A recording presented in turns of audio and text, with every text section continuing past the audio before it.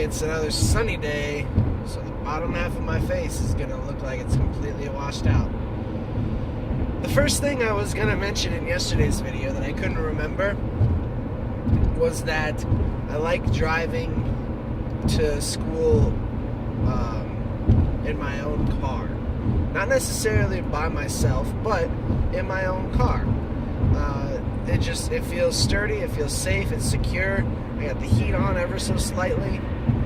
I'm comfortable. I'm cozy. You know, it's my own little private capsule away from the world. Now, obviously, I'm surrounded by thousands, hundreds or thousands of other people, depending on the day. I'm gonna sneeze.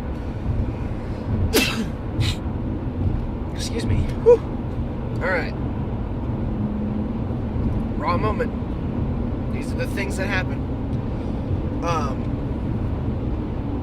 But I like this. I just like this little privatized little section. And not my entire life is like that. I don't necessarily want to be on my own or by myself in all aspects, but definitely in this one, because I'm a pretty good morning person, but I'm not the best. When I first wake up, I just want quiet.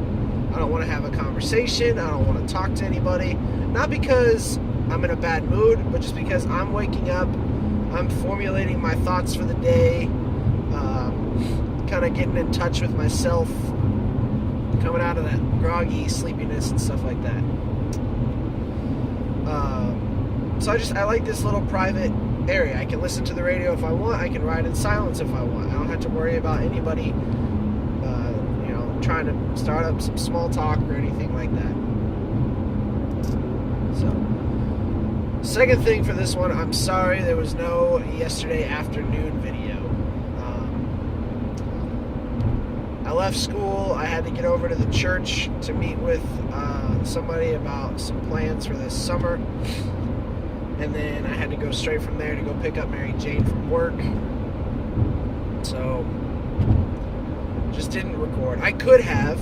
There was time to do it. Obviously, I still had to drive the whole distance, but I just didn't. I was more focused on getting where I needed to go. And I apologize. It's my first miss. It's the first one I missed. Probably won't be the last. There very well may not be one this afternoon either. The difference between this afternoon, though, is that I have a doctor's appointment. I'm leaving school early, taking a half day. I have an appointment with a cardiologist. Heart disease runs in my family. My grandfather died from a heart attack in 2002. 2002. In fact, the anniversary of that is coming up pretty soon. It's April of 2002. Still miss him. He's a really, really awesome guy. I learned a lot from him in the 10 years that I knew him. And I still continue to learn a lot from him based on the stories people tell me. And then a few years ago, while I was in college, my mom was diagnosed with what's called a hypertrophic cardiomyopathy, which is essentially a thickening of the walls of the heart and doesn't allow them to eject as much blood out of the heart into the body as they should, or as should be ejected. And I was diagnosed with the same thing. I went in a couple months ago for a routine checkup, trying to get a prescription refilled, and the doctor listened to my heart, and she's like, "Hey, I think I hear a murmur. Why don't we get you checked out?" So I went in for an echocardiogram, and that's what they found, is the septal wall of my heart is thicker than it's supposed to be, and the heart does not contract as it should to push the blood out into the body like it should. It's not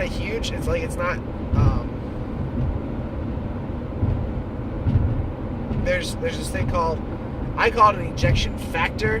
I think it's actually called an ejection fraction. But either way, mine is between, I think it was 65 and 70%, which means 65 to 70% of the blood that's in my heart gets released each time the heart contracts. And a normal factor is anywhere above above 60, I think. I don't remember the exact numbers. I'm going to meet with the cardiologist again today and go over some of these things. But the part is, I mean, I feel fine. Like, yeah, there are sometimes, like, you get chest pains or you feel like your heart's beating a little faster than it usually does. But it's not often, and it never lasts for very long. So maybe that's a thing that's leading to it or a symptom of it. But other than that, I feel fine. Like, I'm a 26-year-old guy. I still have a lot of life ahead of me. At least I'd like to. So it's unfortunate. And I don't blame my mom. I don't blame my grandpa, because obviously they're not the ones that chose to have this. But it is a genetic thing that leads or can be found in your posterity and whatnot. So as my daughter grows older, we're going to have her tested, obviously, too, because there is a likelihood that she may have it as well.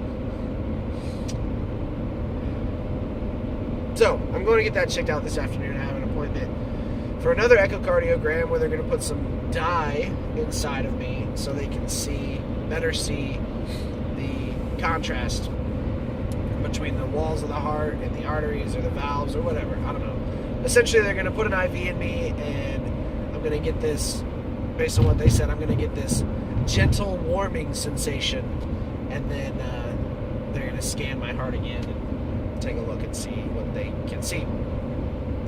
And then we'll go from there on how to combat this, and it could be anything as minimal as nothing to moderate, medications and stuff, or, it could result in surgery. Mom had to have a surgery to place, she essentially has a miniature defibrillator inside her chest that's connected to her heart, and when the heart tells it to, it kind of zaps her a little bit to make the heart pump like it's supposed to, or pump a little bit harder. I'm not exactly sure how the whole machine works, but she's got one of those inside her. I really would prefer not to have that done, because like I said, I have a lot of life ahead of me, and those batteries and those things don't last forever. So if you put one in this early, there's a good chance you're going to have to go back in at a later date and take it out and put in a new one, and I just don't want to be operated on for the rest of my life. Simple. Nobody does. Now, is it the worst thing in the world? No. But heart surgery before age 30, before age 40, before age 50 for that matter, is not the most comforting thing. So, it makes you think, makes you wonder, like, why can't I just, like, exercise more and maybe make it go away or something like that? But then that's on me to do, And when your heart's not working properly, exercise may not be the best thing, because your blood isn't circulating through your body like it should, and when you're in a period of higher activity, you need your blood to be pumping pretty regularly. So, just a lot of things to consider. I don't know. I'll find out more this afternoon. So there may or may not be a video this afternoon, and for that I pre-apologize. I'm going to try to record one, but I'm also just going to be focused on getting to the doctor and getting checked in and all those, and then getting checked out and whatnot. And then obviously the thought at the back of all of this is, how much is it going to cost? Because Mary Jane and I are on a tight budget. We really are. I mean, right now we're at a point where we're just focusing on paying down some of our debts. We have looming hospital bills from our daughter's birth and Mary Jane's doctor visits and my previous one with the cardiologist, so those are stacking up. We do have a couple of credit cards that we're working on paying off. And then you have your everyday expenses, your gas for your cars, your bills, your house payment, things like that. Like, it's not an everyday thing. If it were, that would be terrible. So it adds up, and the amount of money we make doesn't really change. At least not until we get a raise, which is the following year. So, there's that to battle with as well. But we're confident. We're confident in ourselves and our responsibility and our ability to come out from under this. But we're also confident in our God to watch over us and take care of us and supply all of our needs. And that's really what keeps us going. The fact that we are not actually in control. Yes, we make decisions every day on how to spend our time and our money and foster our relationships. But ultimately, there's a being that created all of us. He has a plan for each and every one of us. And there's no hiding from that. There's nothing that can be said or done that's going to make me feel as though I have no one watching out for me. I have an excellent, supportive family, and I have a loving, merciful, wonderful God. And that's all I need. The material things can fall by the wayside. If you build your trust on material things, then you're going to be let down by material things because they break. They fall apart. We talked about that earlier this week with our car. It's a material thing that we like. It's a big car. It's spacious. It's good. We enjoy having it, but it has its problems. We had to put it in the shop, and that's another thing that costs money. And so, material things let you down. Spiritual things never do because they're inside of you. They can't leave you. So that's where we're at for today. Hope you enjoy this morning. It's sunshiny. Maybe I'll get a little bit of mowing in this afternoon finally since it's dry enough. Who knows? See you later.